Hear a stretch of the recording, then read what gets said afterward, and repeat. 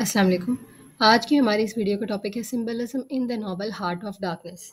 Heart of darkness जो कि Joseph Conrad ने लिखा है, बहुत ही ज़्यादा इम्पॉर्टेंट और सिग्निफिकेंट नॉवल इंग्लिश लिटरेचर के अंदर। तो आज हम इसका सिंबल्स डिस्कस करेंगे कि इसके अंदर राइटर ने कहाँ-कहाँ, किस-किस तरह से सिंबल्स का इस्तेमाल किया है और काफ़ी ज़्यादा डिफरेंट टाइप्स के सिंबल्स इस्तेमाल किए गए हैं। सबसे पहले हम जान लेते हैं कि सिंबलिज्म क्या होता है। सिंबलिज्म होता है यूज़ ऑफ सिंबल्स, ठीक है? जिसमें हम कोई भी आइडियाज़ को रिप्रेज़ेंट करें उन सिंबल्स के थ्रू। अब सिंबल्स क्या होते हैं? कोई कैरेक्टर हो सकता है, कोई इमेज हो सकता है, कोई कलर, कोई ऑब्जेक्ट, ठीक है? कोई भी चीज़ ऐसी जो अपने एक्चुअल मीनिंग के अलावा साथ में एक सिंबॉलिक मीनिंग भी कन्वे करे, यानी कि हिडन मीनिंग। अब यहाँ पे हम कुछ एग्जांपल्स देख लेते हैं ताकि हमारे दिमाग में सिंबल क्या है वो चीज़ क्लियर हो जाए। जैसे कि वाइट कलर है, वो प्योरिटी को सिंबलाइज़ करता है, मतलब जब आपको वाइट कलर दिखता है तो आप प्योरिटी के बारे में सोचते हैं, ठीक है? तो ये जो है इसका सिंबल हो गया। ब्लैक कलर ईवल को करता है रिप्रेज़ेंट, जबकि डॉग जो है वो लॉयल्टी को करता है। इसके अलावा रेड कलर का भी है, वो लव को भी करता है, डेंजर को भी करता है, पैशन को भी करता है। तो मतलब एक ही चीज़ डिफरेंट चीज़ों को भी सिंबलाइज़ कर सकती है और ऐसा भी हो सकता है कि एक चीज़ एक ही चीज़ को सिंबलाइज़ करे। तो आगे हम इस नॉवल से रिलेटेड सिंबल्स की तरफ चलते हैं। सबसे पहला है टाइटल, ठीक है? इसका जो टाइटल है हार्ट ऑफ डार्कनेस, इसके अंदर आप देख सकते हैं कि जो हार्ट और डार्कनेस है ये दोनों ही एक तरह के सिंबल्स हैं। हार्ट जैसा कि हम जानते हैं किसी भी चीज़ के कोर पार्ट यानी सेंट्रल पार्ट को कहते हैं। जैसे ह्यूमन बॉडी का सेंट्रल जो है वो हार्ट है मेन, तो उसको हम कोर कहेंगे। किसी भी चीज़ का जो सेंट्रल होता है ना, जो कोर होता है, उसको हम हार्ट कहते हैं। और यहाँ डार्कनेस जो है वो सिंबलाइज़ करता है, वो बताता है डेंजर या डेथ को, ठीक है? डार्कनेस से मुराद यहाँ डेंजर या डेथ हम ले सकते हैं। तो इस तरह से जो हार्ट ऑफ डार्कनेस वर्ड है, जो पूरा टाइटल है, ये सिंबलाइज़ करता है अफ्रीका को। क्योंकि अफ्रीका ही वो एरिया है जो कि डार्कनेस के सेंटर यानी डार्कनेस के कोर पे था उस टाइम पे। डार्कनेस क्यों? क्योंकि प्रिमिटिविज्म की वजह से। सिविलाइजेशन जो है ये इसके ऑपोजिट थी, कि सिविलाइज नहीं समझा जाता था। इंशाल्लाह आगे इसके सिग्निफिकेंस ऑफ द टाइटल पे भी मैं एक सेपरेट वीडियो बनाऊंगी, जिससे आप लोगों को मैं डिटेल में बताऊंगी कि कैसे अफ्रीका जो है वो हार्ट ऑफ डार्कनेस कहला सकता है। बाकी यहाँ पे इतना ही बता देना काफ़ी है कि क्योंकि अफ्रीका जो है एक प्रिमिटिव लैंड कंसिडर किया जाता था। मार्लो जो है वो काफ़ी दफ़ा उसको प्रिमिटिव लैंड कहता है, क्योंकि यूरोप जो है वो उसके बरक्स अफ्रीका की कंट्रास्ट में यूरोप काफ़ी ज़्यादा सिविलाइज्ड और डेवलप्ड समझा जाता है। तो इस तरह से अफ्रीका जो है वहाँ यहाँ पे हार्ट ऑफ डार्कनेस कहलाता है टाइटल में। ठीक है, आगे हम चलते हैं। तो अगला है सिविलाइजेशन एंड प्रिमिटिविज्म। ठीक है, जो सिविलाइजेशन है वो किसको सिंबलाइज करती है? यूरोपियंस को। या आप कह सकते हैं यूरोपियंस जो है वो सिविलाइज्ड हैं, तो वो यूरोपियन सिविलाइजेशन को सिंबलाइज करते हैं। और अफ्रीकन्स जो हैं वो किसको सिंबलाइज करते हैं? प्रिमिटिव लोगों को, प्रिमिटिव लैंड को। तो इसी तरह से हम ये कह सकते हैं कि जो नॉवल है ये है a journey from civilization to primitivism. Civilization यानी कि यूरोप से, यानी कि लाइट से प्रिमिटिविज्म की तरफ, यानी कि डार्कनेस की तरफ या अफ्रीका की तरफ। ठीक है, तो यहाँ पे फिर हमें पता लगता है कि हार्ट ऑफ डार्कनेस में जो डार्कनेस है वो अफ्रीका ही है, ठीक है? और वो प्रिमिटिव लैंड ही कंसिडर किया जाता है। आगे हम देखते हैं फॉग एंड डार्कनेस। ठीक है, अब ये जो डार्कनेस है ये आप ये कह सकते हैं, जो फॉग और डार्कनेस है ना, एक तरह का मोटिफ है इस नॉवल का। मोटिफ क्या होता है? जो सिंबल बहुत दफ़ा रिपीट किया जाए उसको हम मोटिफ भी कहते हैं। ठीक है, तो ये जो डार्कनेस और फॉग है ये सिंबल भी है और मोटिफ भी है। तो फॉग जो है वो सराउंड करती है स्टीमशिप को, यानी कि जब वो स्टीमशिप रिवर से जा रही होती है आगे, जिसके अंदर मार्लो होता है और वो कर्ड्स की तरफ जा रहे होते हैं, या वो अंदर अफ्रीका के अंदर की तरफ जा रहे थे इनर स्टेशन की तरफ, तो वहाँ पे वो देखते हैं कि फॉग जो है उसने स्टीमशिप को सराउंड कर लिया है। तो इससे हमें ये शो होता है कि ये क्या चीज़ सिंबलाइज करती है कि fear from brutality of Europeans in the guise of civilisation. यानी कि यूरोप से जो लोग आए, यूरोपियंस जो आए, वो अपने आप को बहुत सिविलाइज जाहिर करके आए, ठीक है? लेकिन एक्चुअली वो सिविलाइज नहीं थे, ब्रूटल यानी कि जालिम लोग थे।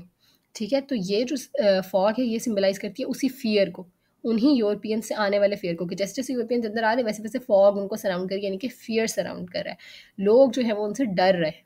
और साथ ही साथ डार्कनेस जो है वो भी जैसे जैसे कॉन्गो रिवर में अंदर जा रहे हैं, अंदर की तरफ फॉग तो आ ही रही है, साथ साथ डार्कनेस भी आ रही है। एक तो यही कि हार्ट ऑफ डार्कनेस की तरफ जा रहे हैं, मतलब अफ्रीका के इनर की तरफ जा रहे हैं, इनर स्टेशन की तरफ जा रहे हैं। और साथ ही डार्कनेस वो है जो कि सिविलाइज्ड अपने आप को कहते हैं यूरोपियन, सो कॉल्ड सिविलाइज्ड नहीं कि सिर्फ नाम की सिविलाइज्ड है वो। और वैसे एक्चुअली डार्कनेस है उनके अंदर, ठीक है? एम्प्टीनेस है उनके अंदर, डार्कनेस है। डार्कनेस क्यों है? क्योंकि वो अपने आप को बहुत सिविलाइज जाहिर करके आए हैं। वो कह रहे हैं कि हम इनका फ़ायदा करने आए हैं, हम इनको भी अपनी तरह का सिविलाइज्ड बनाने आए हैं। लेकिन एक्चुअली वो इनके ऊपर आके जुल्म सितम कर रहे हैं। वो इनको इनके फ्रीडम से फ्रीडम का जो उनका राइट है उससे ये लोग उसको महरूम कर रहे हैं, तमाम तर नेटिव अफ्रीकन्स को, उनको अपना स्लेव बना रहे हैं, उनकी चीज़ों को वहाँ से चुरा के लेके जा रहे हैं, जो कि आइवरी थी, जो कि वहाँ का एक ट्रेजर है काफ़ी, ठीक है। आगे हम चलते हैं कॉन्गो रिवर की तरफ। कॉन्गो रिवर भी आप कह सकते हैं कि एक तरह का मोटिफ आ जाता है, क्योंकि बहुत दफ़ा रिवर का जिक्र आया है इस नावल के अंदर। और एक्चुअली रिवर क्या चीज़ है, वो है divider between Marlow and Kurtz, ठीक है। हम देखते हैं कि मार्लो जो है वो रिवर की दूसरी साइड पे है और कर्ड्स जो है वो रिवर की दूसरी साइड पे है। मार्लो को पूरा रिवर क्रॉस करके जाना पड़ता है कर्ड्स से मिलने के लिए। साथ ही साथ हमें पता है क्योंकि रिवर पानी है, तो पानी तो वैसे ही साइन ऑफ लाइफ होता है, तो यहाँ पे हमें ये एक तरह का साइन ऑफ लाइफ भी मिलता है कि ऐसे हार्ट ऑफ डार्कनेस, ऐसा अनसिविलाइज प्रिमिटिव लैंड जो कि अफ्रीका है, इसके अंदर भी एक साइन ऑफ लाइफ है, सिर्फ इस कॉन्गो रिवर की वजह से। सही। और इसके अलावा क्या शो करता है जो कॉन्गो रिवर है, वो शो करता है difference between good and evil. Good हम यहाँ पे मार्लो को कह रहे हैं और कर्ड्स को हम इवल कह रहे हैं, क्योंकि कर्ड्स चाहे वो जितना भी उनकी तरह का नेटिव हो गया था, लेकिन पहले उसने उन पे बहुत ज़्यादा जुल्म सितम किया था। वो कैसे शो होता है उसका किया हुआ जुल्म सितम, कि उसके घर के, उसके हट के इर्द गिर्द एरोज फंसे हुए हैं, ठीक है, जिनके एरो हेड के ऊपर ह्यूमन हेड्स लगे हुए हैं।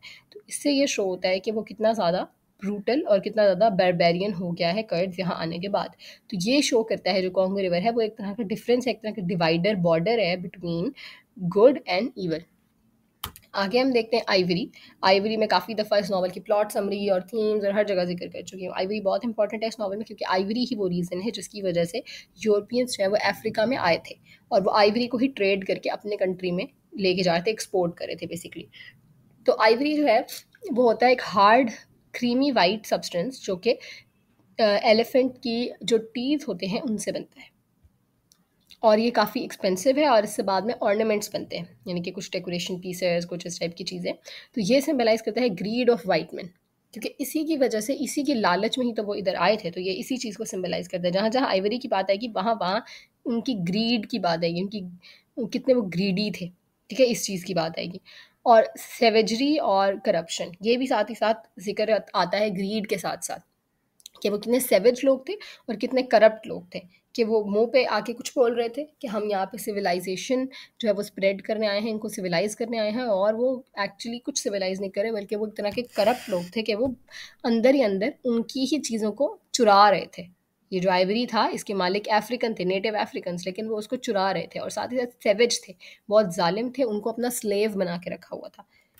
आगे हमारे पास आते हैं रिवेट्स। रिवेट्स ही साथ में मैंने पिक्चर भी ड्रॉ की हुई है। रिवेट्स क्या होता है, रिवेट्स होता है ये जो टूल्स हैं, ये नेल्स टाइप हैं। ये शिप जब उनकी आप कह सकते हैं उनका शिप रेक हो गया था, उनकी शिप थोड़ी सी तबाह हो गई थी, तो उनको ये रिवेट्स चाहिए थे अपनी शिप को ठीक करने के लिए। अपनी जो स्टीम बोट थी उसके अंदर ये लगाने थे और उसको ठीक करना था। तो यहाँ पे ये सिंबलाइज करता है adequate tools of civilisation. Adequate यानी कि जितने चाहिए, ठीक है, वो टूल्स जो नेसेसरी टूल्स हैं सिविलाइजेशन के। क्यों? क्योंकि यहाँ पे जब उनकी बोट टूट जाती है, जब उनकी बोट में कुछ खराबी आ जाती है, जब उनको रिवेट्स चाहिए होते हैं, तो वो बार-बार, हर कोई बोल रहा होता है कि रिवेट्स आए, मतलब इस तरह बार-बार बात कर रहे होते हैं। और कॉन्गो में ये रिवेट्स नहीं होते, मतलब कॉन्गो लैक्स सच रिवेट्स, कॉन्गो में रिवेट्स नहीं होते। तो इट मीन्स कॉन्गो में क्या नहीं है, वहाँ पे टूल्स ऑफ सिविलाइजेशन नहीं है, वहाँ पे सिविलाइज्ड लोग नहीं है, वहाँ पे अनसिविलाइज्ड यानी बदतहजीब लोग हैं। ये मानना किसका है? यूरोपियंस का, ठीक है। यूरोपियंस के पॉइंट ऑफ व्यू से नॉवल है, तो हम उन्हीं के पॉइंट ऑफ व्यू से बात कर रहे हैं। और साथ ही साथ जो रिवेट्स हैं वो एक तरह के कंट्रोल्स भी हैं, चाहे वो कंट्रोल इंटरनल हो चाहे वो एक्सटर्नल हो, जो कि हमें अपनी अनसिविलाइज्ड एक्टिविटीज़ से लाइक उससे दूर रखे, ठीक है। यानी कि जो रिवेट्स हैं अगर वो होते, यहाँ पे क्या कह रहे हैं हम, कॉन्गो में कह रहे हैं रिवेट्स नहीं है, अगर वो रिवेट्स होते तो शायद कॉन्गो एक सिविलाइज्ड कंट्री होता या सिविलाइज्ड लैंड होता। तो यहाँ पे बेसिकली रिवर्ट्स को आप उनके रियल मायनों में इस्तेमाल नहीं करेंगे कि वो कील होते, क्योंकि अगर वो कील होते तो क्या होता, उनकी शिप खराब ना होती। तो यहाँ पे यही बात है कि अगर वो ये होते, रिवर्ट्स होते, तो यहाँ पे हमारे पास कॉन्गो जो है वो एक सिविलाइज्ड लैंड होता, ठीक है। यहाँ पे रिवर्ट्स जो है वो सिम्बलाइज करते हैं टूल्स ऑफ सिविलाइजेशन को। आगे हमारे पास आ रहा है स्वर्ड एंड टॉर्च, ठीक है। स्वर्ड क्या है कि उनके जंग करने के, वो लड़ने के लिए उन्होंने अपने पास एज अ वेपन रखा हुआ था फॉर देयर डिफेंस। और टॉर्च जो है वो उन्होंने क्यों रखा हुआ था, टॉर्च बेसिकली, आप अगर आपको याद हो, मैंने प्लॉट समरी में शायद जिक्र किया हो, कर्ड्स के पास ना एक पेंटिंग बनी हुई थी। जब मान लो कर्ड्स नहीं मिलता और कर्ड्स की चीज़ें देख रहा होता है, तो उसको एक पेंटिंग नजर आती है जिसमें एक औरत होती है और उसके हाथ में एक टॉर्च होता है, जिस टॉर्च की रोशनी से थोड़ा थोड़ा उसका मुंह जो है वो नज़र आ रहा होता है, चेहरा। तो यहाँ पे जो टॉर्च है वो और स्वर्ड दोनों सिंबलाइज करते हैं ब्रूटल कॉलोनियल फोर्सेस को, जो कॉलोनाइज़ करने के लिए फ़ोर्सेस आई थी अफ्रीका के अंदर, वो कितनी ब्रूटल थी, कितनी ज़ालिम थी, ठीक है? स्वर्ड तो ज़ाहिर-सी बात है क्लियरली ये बता रहा है और टॉर्च भी बता रहा है, ठीक है? कि उन्होंने उस पेंटिंग के थ्रू, ये टॉर्च का डायरेक्ट लिंक उस पेंटिंग से है कि उस पेंटिंग में भी हल्का-हल्का रोशनी आ रही थी उस चेहरे पे, जो कि अफ्रीकन चेहरा था, ठीक है? वो किसी औरत का चेहरा था जो कि नेटिव अफ्रीकन थी, तो यहाँ पे मतलब कि इस तरह से हम देखते हैं कि कैसे ब्रूटल फोर्सेस हैं जो यूरोपियंस आए हैं इंग्लैंड से उनके ऊपर अपना राज कायम करने, वो कितने ज़ालिम हैं। आगे हम देखते हैं, अब यहाँ पे शुरू हो रहे हैं कैरेक्टर्स, ठीक है? कुछ कैरेक्टर्स भी ऐसे हैं जो कि सिंबल्स के तौर पे एक्ट कर सकते हैं। मेन तो कैरेक्टर कर्ट्स का है, वो सिंबलाइज किसको करता है? ग्रीड को, लव को, इन्फ्लुएंस और बारबेरियनिज्म को, ठीक है? कि कर्ट्स, क्योंकि वही सबसे पहले लालच में अंदर आया और वो लालच में वहाँ पे था अपने इनर स्टेशन पे, वहाँ से वो आइवरी की ट्रेडिंग करता था, साथ ही साथ उसके अंदर लव ऑफ पावर भी था। ऑब्वियसली वहाँ पे वो काफ़ी ज़्यादा स्ट्रॉन्ग था, इतना उसके अंदर पावर का जुनून था कि उसने लोगों के सामने एक डेमी गॉड का मर्तबा हासिल कर लिया था, मतलब कि एक पार्शियल गॉड का एक डिवाइन फिगर बन गया था वो वहाँ पे।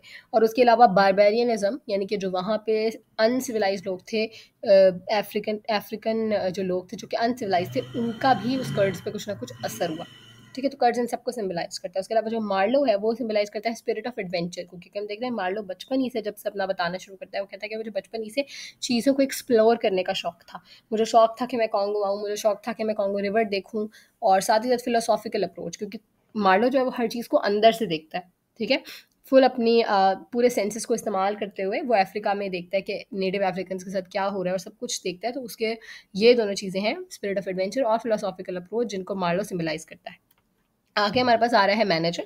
मैनेजर सिंबलाइज़ करता है स्पिरिचुअल एम्प्टीनेस को, ठीक है? कि वहाँ का जो मैनेजर था, जो आगे-आगे स्टेशंस में जा रहा है वो, तो उसको मैनेजर मिला अपनी कंपनी का, तो वो सिंबलाइज़ कर रहा है स्पिरिचुअल एम्प्टीनेस को, क्योंकि उसके अंदर कोई ऐसी चीज़ नहीं है जो उसको बताए कि वो क्या गलत कर रहा है, ठीक है? वो अंदर से बिल्कुल एम्प्टी है। और कैनिबल क्रू कौन था? जो कि मार्लो जब स्टीमशिप में आगे जा रहा होता है कर्ड्स की तरफ, तो उसको पता लगता है कि उसकी बोट के अंदर 20 लोग ऐसे हैं जो कैनिबल्स हैं। यानी कि कैनिबल्स क्या होते हैं? जो ह्यूमन मीट खाते हैं, इंसानों का गोश्त, इंसान खाते हैं। तो वो सिंबलाइज़ करते हैं एफिशिएंसी को या सेल्फ रिस्ट्रेंट को। यानी कि वो, क्योंकि जब उनके ऊपर हमला होता है तो वो फ़ौरन क्या कहते हैं कि हमें शक है हम पे हमला होने वाला है। हम ऐसा करते हैं, जो लोग हम पे हमला करने वाले हैं हम उनको ना फ़ौरन से खा लेते हैं ताकि हम लोग बच जाएँ। तो यहाँ शो होता है कि वो कितने एफिशिएंट शो हो रहे थे वहाँ पे। और साथ ही साथ सेल्फ रेस्ट्रेंट, कि इंसान को खुद पे कुछ ना कुछ कंट्रोल, काबू होना चाहिए। जो कैनिबल्स हैं उनको खुद पे कोई काबू नहीं था, बल्कि थोड़ा बहुत काबू सिर्फ वाइट मैन के लिए करते थे, अगर करते भी थे, ठीक है? वो क्या करते थे? वाइट मैन को नहीं खा रहे, वो नेटिव अफ्रीकन्स को खा रहे हैं। तो यहाँ पे उनकी भी एक बायसनेस नज़र आती है। कर्ड्स फियांसे, कर्ड्स की जो फियांसे थी वो भी एक तरह का हम सिंबल उसको कह सकते हैं, सिंबलाइजेस लॉयल्टी, क्योंकि एंड तक वो कर्ड्स के बारे में पूछ रही होती है और बिल्कुल सीरियस होती है। वो ऐसा नहीं है कि वो कोई लाइक ड्रामे कर रही होती है, वो बिल्कुल सीरियस होती है और वो कर्ड्स के बारे में पूछती है और रोती है बकायदा। उसको पता लगता है कि कर्ड्स जो है वो इस दुनिया में नहीं रहा, और साथ ही साथ जब मार्लो उसे झूठ बोलता है कि कर्ड्स जो है वो लास्ट में उसका नाम ले रहा था, तो उसको और भी ज़्यादा दुख होता है। वो कहती है कि मैं अपनी पूरी ज़िंदगी सिर्फ कर्ड्स की यादों के साथ ही गुजार दूंगी। तो यहाँ पे हमें शो होता है कि वो कितनी लॉयल थी। आगे हमारे पास आता है चेन गैंग। चेन गैंग वो लोग थे, जब मार्लो अंदर आ रहा था अपनी बोट में, तो उसको नज़र आता है कि कुछ अफ्रीकन्स हैं जिनकी गर्दनें, जिनकी नेक्स एक दूसरे के साथ चेन के साथ कनेक्टेड है, ठीक है? और वो ऐसे जा रहे हैं जैसे जानवरों को लेके जाया जाता है। जानवरों के जैसे गले में रस्सी बांध के खींचा जाता है, वैसे ही उनके गले में चेन्स बांध के उनको खींचा जा रहा है। तो ये सिंबलाइज करता है वाइट मेन्स कंट्रोल को, कि वाइट मेन जो थे कितना उनका कंट्रोल था नेटिव अफ्रीकन्स के ऊपर, जबकि अफ्रीका के अंदर जो लोग रह रहे थे वो उनका अपना लैंड था, वो चाहते तो बगावत करते, कुछ भी करते, बट वाइट मैन जो थे उनका इतना शदीद कंट्रोल था कि नेटिव अफ्रीकन्स कुछ नहीं कर सके और सिर्फ चेन्स में बंध के उनके पीछे पीछे ही चल रहे थे। आगे है विमेन निटिंग ब्लैक वूल। ये भी जब वो आता है, जब वो चेन गैंग को देखता है मार्लो, तभी साथ में उसको एक दरख्त के नीचे दो औरतें दिखती हैं जो कि कुछ निट कर रही हैं, कुछ बुन रही हैं, और वो क्या होता है, ब्लैक कलर की वूल होती है। तो ये चीज़ सिंबलाइज करती है फेट को, ठीक है? कि वो फेट किस तरह कि अगर जो प्रोसेस है, जो कॉलोनाइजेशन का प्रोसेस है, वो चाहे कंस्ट्रक्टिव हो या डिस्ट्रक्टिव हो, उसका प्रोडक्ट ईवल ही निकलता है। प्रोडक्ट क्या निकलता है? ब्लैक वूल। ब्लैक वूल क्या है? मैंने शुरू में बताया कि ब्लैक जो है वो ईवल को सिंबलाइज करता है यूजुअली।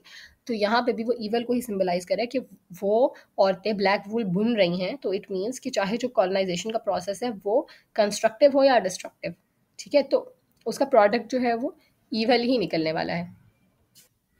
तो इससे हमें ये शो होता है कि कॉलोनाइज़ेशन का प्रोसेस कभी भी फ़ायदा नहीं दे सकता, ठीक है? वो कहीं न कहीं डिस्ट्रक्टिव होगा, कंस्ट्रक्टिव भी होता है कहीं न कहीं, जैसे वो लोग आके इसी कंट्री के लिए काम करते हैं। जैसे पाकिस्तान, इंडिया की अगर एग्ज़ाम्पल ली जाए तो ब्रिटिश ने काफ़ी काम किए थे, यहाँ पे रेलवे लाइन्स बिछाई थी, यहाँ पे रोड्स बनवाए थे, बहुत काम किए थे। बट साथ ही साथ उन्होंने हमारी मेंटालिटी को डिस्ट्रॉय किया था। तो मतलब डिस्ट्रक्टिव इफ़ेक्ट बहुत ज़्यादा होता है, और फेट इसी चीज़ को सिम्बलाइज़ करती है कि उन लोगों की किस्मत जो है वो बुरी ही, ये लोग छोड़ के चले जाते हैं। सही। So I have explain all the symbols in detail. I hope आप लोगों को सब कुछ क्लियर होगा। अगर कुछ प्रॉब्लम्स हैं तो आप लोग कमेंट सेक्शन में मुझसे पूछ सकते हैं। आई वुड मेक श्योर कि मैं सबके कमेंट्स का जवाब दूँ। And thanks for watching the video. अगर वीडियो पसंद आई है तो इसको लाइक ज़रूर कीजिएगा, और मेरे चैनल को प्लीज़ सब्सक्राइब कर दें ताकि आप लोगों के पास न्यू वीडियोज़ की नोटिफिकेशंस आते रहें। अंटिल द नेक्स्ट वीडियो, अल्लाह हाफ़िज़।